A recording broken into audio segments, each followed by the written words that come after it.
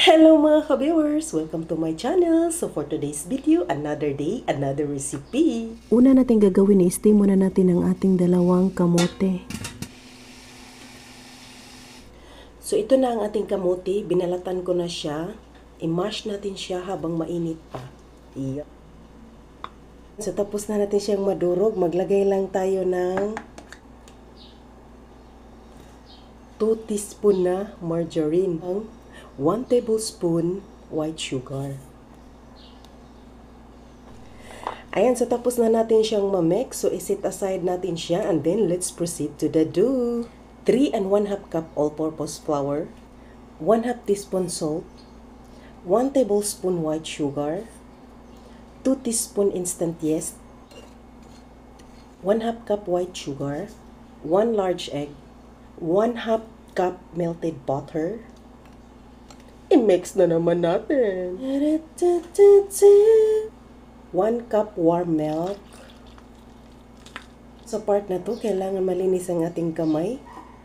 Naglagay na ako ng mantika. Ayan, so pwede na nating hiwain. Ayan, so nahiwa na natin siya sa 8 na piraso.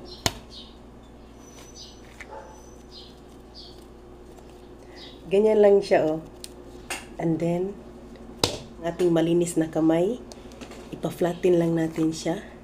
At yung ating kamote filling. Ang isang kutsara.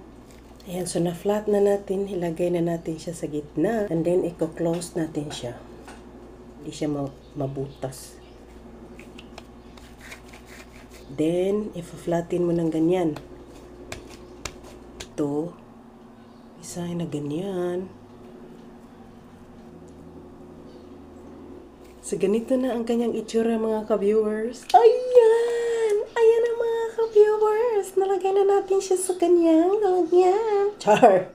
Ibibake natin siya ng 190 degrees Celsius 30 minutes. Wow! Luto na ang ating tinapay. Luto na ang ating tinapay with kamote filling. So, tikman na natin. Ay, ayan. At this.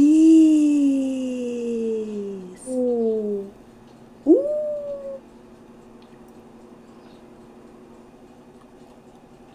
Ang sarap, promise.